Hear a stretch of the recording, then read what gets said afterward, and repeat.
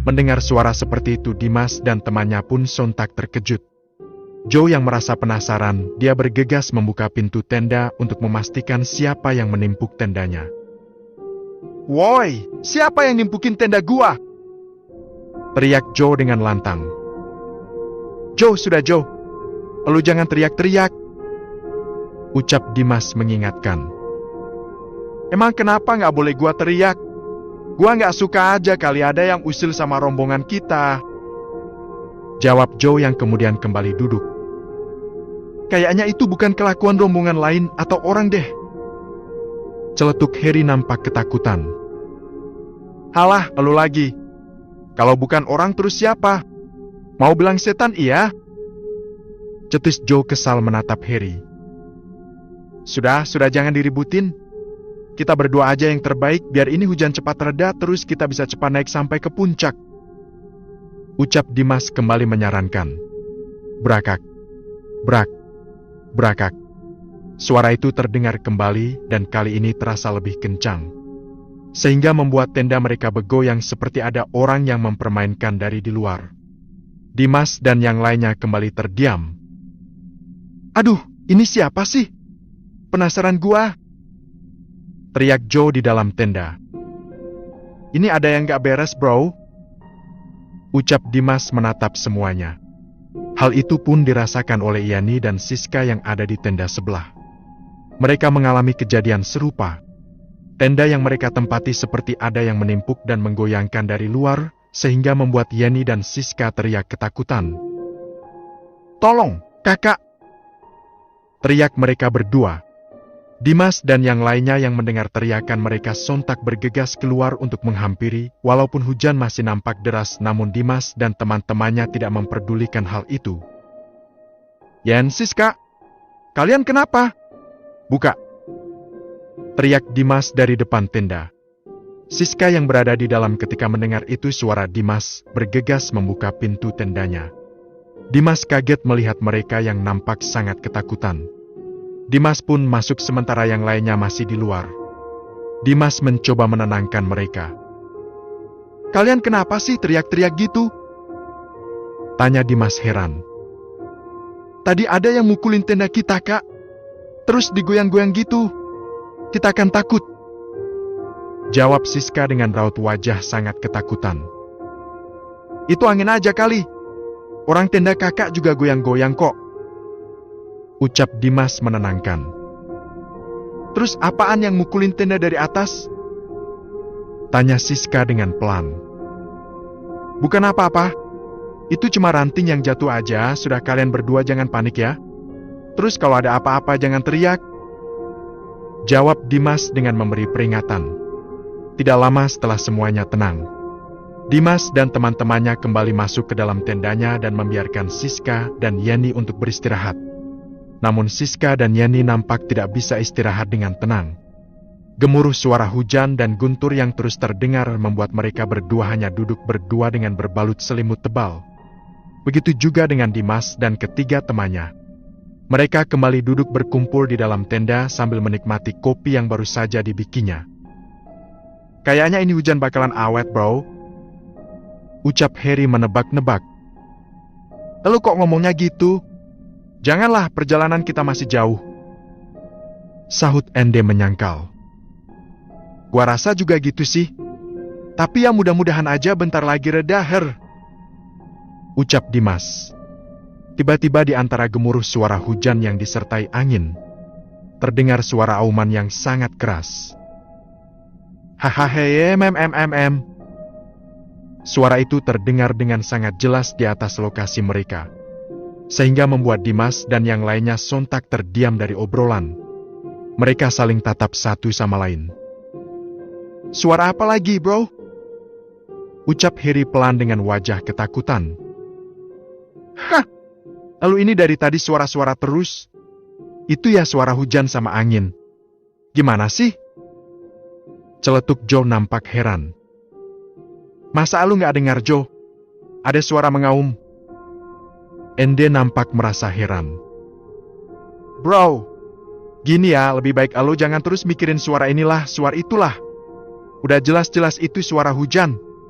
Jadi sudahlah, mikirnya jangan yang aneh-aneh. Jawab Joe nampak kesal. Sementara Yenny dan Siska sudah sangat-sangat ketakutan. Akan tetapi mereka berdua ingat dengan ucapan Dimas untuk tidak berteriak jika terjadi sesuatu. Dengan begitu mereka berdua hanya duduk dan saling memeluk dengan rasa ketakutan yang luar biasa. Ha. Suara tertawa dengan jelas kembali terdengar. Kali ini Joe benar-benar mendengarnya. Namun rasa kesal dan penasarannya tinggi sehingga membuat dia bergegas membuka pintu tenda dan keluar. Woi, siapa lu? Ketawa-ketawa mulu. Kalau berani sini lu. Teriak Joe dengan congkaknya. Sehingga membuat Dimas dan kedua temannya sedikit kesal. Joe, sudah, lu jangan teriak-teriak terus. Sini lu masuk, sini masuk. Pinta Dimas dengan nada sedikit kesal. Joe hanya menatapnya. Wajahnya menampakkan emosi. Gua kesel dari tadi tuh orang beraninya gitu. Nimpukin tenda lah terus ketawalah. Kalau saja ketemu gua hajar juga nanti. Cetus Joe sangat kesal. Joe, lo nggak boleh gitu. Ingat Joe, kita lagi di gunung, jaga tata krama, kelakuan sama ucapan harus dijaga. Jangan sembarangan. Ucap Dimas mengingatkan. Bro, jelaslah gua kesel. Orang mereka beraninya gitu, nggak berani kesini. Timpal Joe kemudian menyalakan rokoknya. Itu bukan orang, Joe. Gua yakin itu bukan orang. Ucap Harry pelan. Lu lagi. Sudah jelas itu suara orang ketawa. Coba lu pikir. Masa iya ada pohon bisa ketawa? Mikir dong, aneh-aneh aja. Cetus Joe kesal. Iya, maksud gua itu bukan orang. Tapi itu penghuni di sini, Joe. Jawab Harry menjelaskan. Sudah, bro. Jangan selalu diributin terus. Sudah, lebih baik diam dan berdoa agar kita bisa selamat sampai tujuan. Ucap Dimas menenangkan. Pukul jam 14:30 hujan yang semula deras perlahan-lahan mereda dan hanya menyisakan rintik-rintik. Dengan begitu Dimas berinisiatif untuk melanjutkan perjalanan. Dimas dan teman-temannya kemudian keluar tenda untuk segera membongkar tenda mereka. Kalian pakai jas hujannya. Kita lanjut jalan lagi ya? Ucap Dimas menyarankan. Iya, Kak. Jawab Siska yang terus bersiap-siap. Sementara Dimas dan yang lainnya langsung membongkar tenda sekalian packing. Tidak lama setelah itu, kedua tenda telah selesai dibongkar dan sudah mereka masukkan kembali ke dalam ransel. Hawa terasa sangat dingin serta kabut tebal menyelimuti mereka, sehingga membuat jarak pandang mereka terbatas. Oke semua ya, kita lanjut jalan lagi dan ingat ya jangan berjauhan. Terus juga usahakan tetap fokus jadi pikiran kalian semua jangan sampai kosong. Ucap Dimas memberikan peringatan. Semuanya nampak menganggukkan kepalanya. Tidak menunggu lama Dimas berjalan di depan diikuti oleh rombongannya. Tanah yang mereka pijak cukup basah licin dan sedikit berlumpur, sehingga membuat semuanya sedikit kesusahan untuk melangkahkan kakinya. Awas! Hati-hati semuanya! Teriak Dimas dari depan. Iya, Kak. Sahut Yani yang ada di belakangnya. Mereka semua terus berjalan menanjak menuju pos 2. Namun karena keadaan jalur yang tertutup kabut tebal, sehingga membuat mereka kesulitan. Teriak Siska. Bragi. Sisaka terjatuh karena terpeleset. Dengan sigap Joe membangunkannya. Haduh, kamu gak apa-apa, Sis?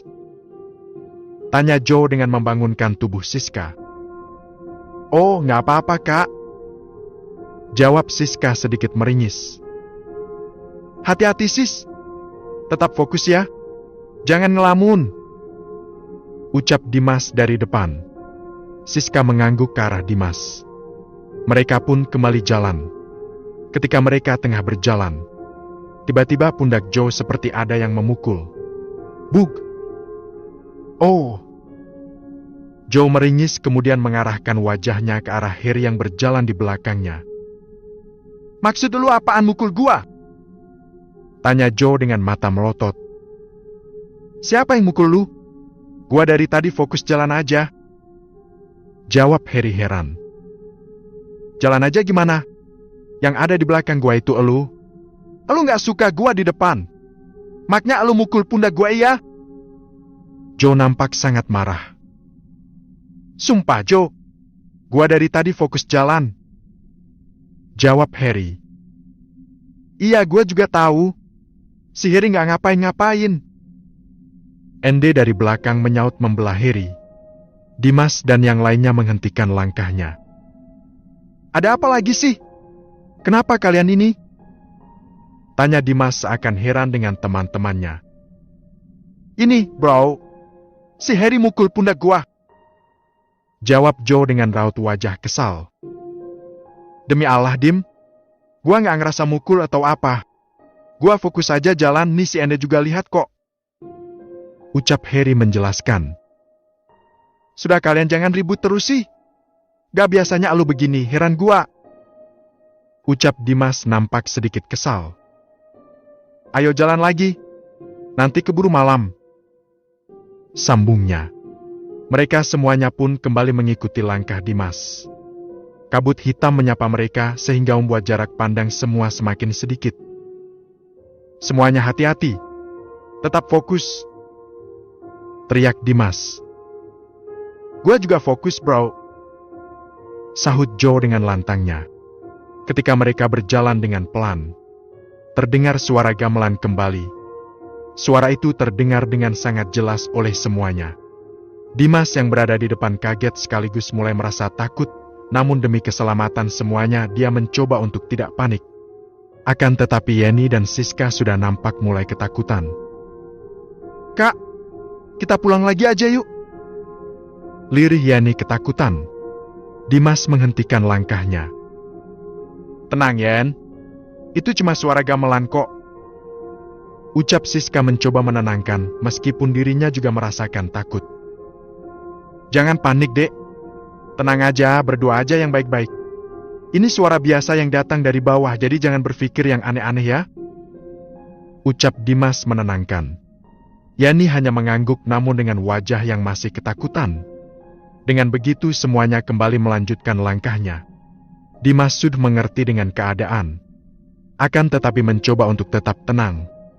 Semakin lama suara gamelan itu semakin terdengar dengan sangat kencang dan jelas. Perasaan semuanya sudah tidak karuan lagi. Dimas terus-menerus memberikan instruksi kepada rombongannya untuk tetap fokus.